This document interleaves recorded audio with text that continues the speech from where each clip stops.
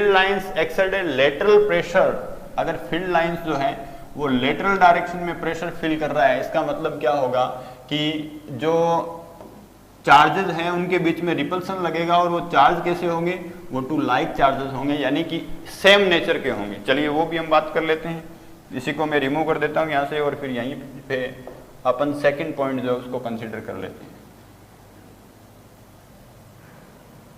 Okay, चलिए second वाले topic की बात कर रहे हैं, सेकंड वाले पॉइंट की हम बात कर रहे हैं। क्या कहता है कि अगर दोनों लाइक चार्जेस है, सेम चार्जेस होंगे तो क्या होगा, सेम चार्जेस की कंडीशन में सर ये पॉजिटिव है और ये वाला भी पॉजिटिव है, इन दोनों को मिलाने वाली ये स्टेट डायरेक्शन, ये लॉन्गिट्यूडनल डायरेक्शन हो गया। और लेटरल की अगर हम बात करते हैं तो ये सर लेटरल हो गया, ये लेटरल डायरेक्शन हो गया। अब यहाँ से सर ये पॉजिटिव है और ये भी पॉजिटिव है, अगर दोनों पॉजिटिव है तो इलेक्ट्रिक फील्ड लाइंस क्या होगी, इनसे स्टार्ट होगी, इनसे बाहर निकलेगी, स्टार्ट होगी तो फिर इलेक्ट्रिक फील्ड लाइंस। अब यहाँ से इलेक्ट्रिक फील्ड लाइंस बाहर जाएगी, इससे भी बाहर जाएगी, दोनों के बीच में क्या होगा, रिपल्सन होगा। ओके, ऐसा तो हो नहीं सकता कि सर यहाँ से फील्ड लाइन निकले और यहाँ पर एंड हो जाए उसका, ऐसा तो पॉसिबल है नहीं। रीजन कि सर दोनों पॉजिटिव चार्ज हैं, तो यहाँ पर क्या होगा, फील्ड लाइंस जो है वो कुछ ऐसे मूव करेगी, क्योंकि दोनों के बीच में क्या हो रहा है, रिपल्सन हो रहा है। तो ये एडजस्टमेंट जो है इलेक्ट्रिक फील्ड लाइंस का वो कुछ ऐसे हो जाएगा। क्लियर है, पॉजिटिव से भी बाहर जा रही है इलेक्ट्रिक फील्ड लाइन, और इधर भी पॉजिटिव है, इससे भी इलेक्ट्रिक फील्ड लाइंस क्या जाएगी, आउटवर्ड डायरेक्शन में मूव करेगी। इतनी बात समझ में आ गई।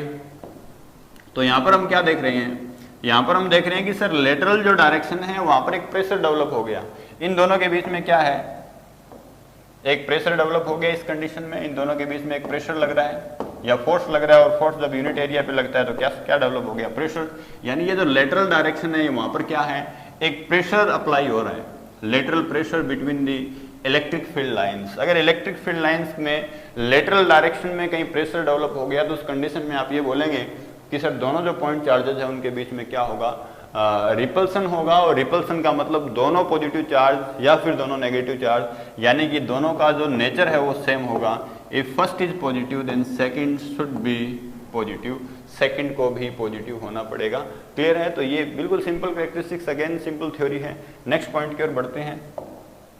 चलिए क्या बोलते हैं, the field lines are perpendicular to a equipotential surface. Field line जो होती है वो इक्विपोटेंशियल सरफेस के परपेंडिकुलर होती है। अब ये जो इक्विपोटेंशियल सरफेस है, ये बात आपको शायद समझ में नहीं आएगी।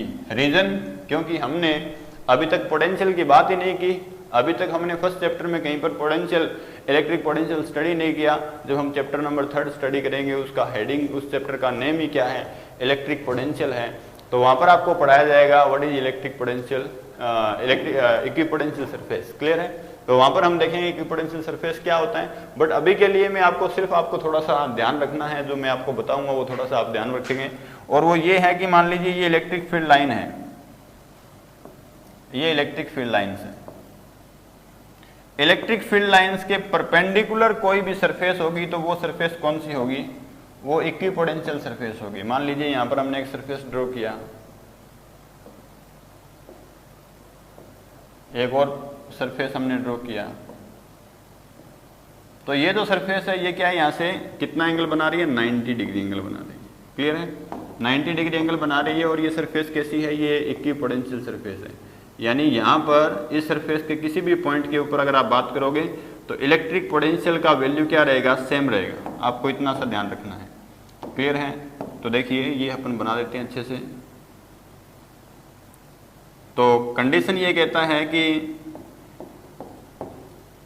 Equipotential surface are always perpendicular to the electric field lines.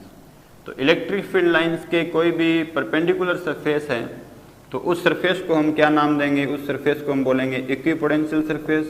Equipotential surface का मतलब ये होगा कि सर उस सरफेस के किसी भी पॉइंट के ऊपर आप बात कर लीजिए, सभी पॉइंट्स के ऊपर इलेक्ट्रिक पोटेंशियल का जो वैल्यू है वो क्या रहेगा, वो सेम रहेगा।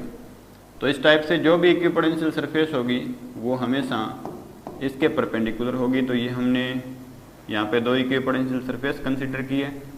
काफ़ी सिंपल कॉन्सेप्ट है, बस थोड़ा सा आपको याद रखना पड़ेगा, बिकॉज सर ये कंप्लीट थ्योरी है और थ्योरी को थोड़ा सा ध्यान रखना पड़ता है। यहाँ से नीट और आईआईटी में डायरेक्ट क्वेश्चंस, थ्योरेटिकल क्वेश्चन बन सकते हैं, पूछे जा सकते हैं, तो ये आपको ध्यान रखना है। क्लियर है? तो ये हमने इक्विपोटेंशियल सरफेस बना दी। तो इक्विपोटेंशियल सरफेस जो है वो क्या है, परपेंडिकुलर है सर, ये हम ध्यान रखेंगे। क्लियर है? अब चलिए नेक्स्ट क्या कहता है, ये 90 डिग्री एंगल बना रहा है हमेशा, ये इक्विपोटेंशियल सरफेस, यानी इक्विपोटेंशियल सरफेस जो होगी वो एक दूसरे क्या होगी, पैरेलल होगी। यानी ये फर्स्ट, इसको मैं ए बोल देता हूँ, इसको बी बोल देता हूँ, तो फर्स्ट और सेकंड ये इक्विपोटेंशियल सरफेस जो है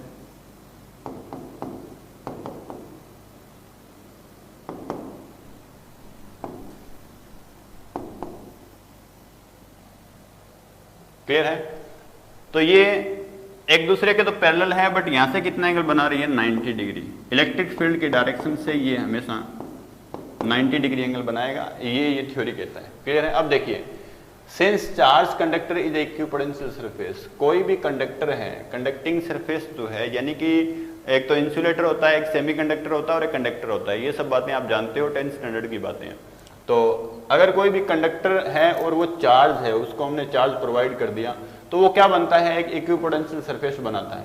अब इक्विपोटेंशियल सरफेस है तो उस सरफेस के, अगर ये इक्विपोटेंशियल सरफेस है तो हमें पता है कि सर इस सरफेस से जो इलेक्ट्रिक फील्ड लाइन निकलेगी वो हमेशा वहां से कितना एंगल बनाएगी, 90 डिग्री। इसका मतलब ये हो गया कि चार्ज कंडक्टर किसकी तरह बिहेव करता है, एक इक्विपोटेंशियल सरफेस की तरह बिहेव करता है। तो इस सरफेस से जो इलेक्ट्रिक फील्ड लाइन निकलेगी, they are always normal to the conductor surface, यानी कि उस कंडक्टर के क्या होगी, परपेंडिकुलर होगी।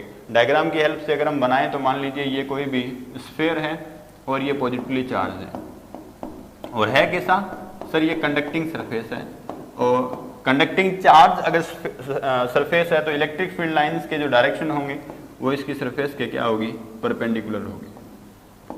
तो ये पॉइंट्स अपने को ध्यान में रखने हैं। तो हमेशा देखेंगे कि सर यहाँ पर एंगल कितना बन रहा है, 90 डिग्री बन रहा है। तो ये equipotential surface, electric field lines, इनसे रिलेटेड हमने काफी सारी बातें की। नेक्स्ट पॉइंट, चलिए ये काफी सारे पॉइंट हमने कंसीडर किए, 1 बाय 1 हमने अच्छे से हर एक का अलग अलग से डायग्राम बनाया, हर एक को अच्छे से कवर करने की कोशिश की, थ्योरी को डायग्राम की हेल्प से हमने समझने की कोशिश की। ये जितने भी नोट्स आप खुद मेंटेन करेंगे, इनकी पीडीएफ प्रोवाइड नहीं की जाएगी इस लेक्चर की, बिकॉज सर पीडीएफ यही है, सामने आपके थ्योरी लिखी है, डायग्राम बना हुआ है। तो सबसे पहले आप इलेक्ट्रिक फील्ड लाइन हेडिंग बनाएंगे, उसका हेडिंग मैंने स्टार्टिंग में आपको डेफिनेशंस वगैरह सब बातें बता दी।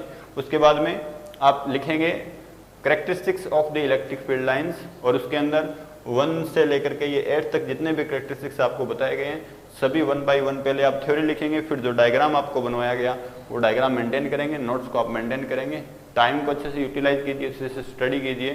Thank you.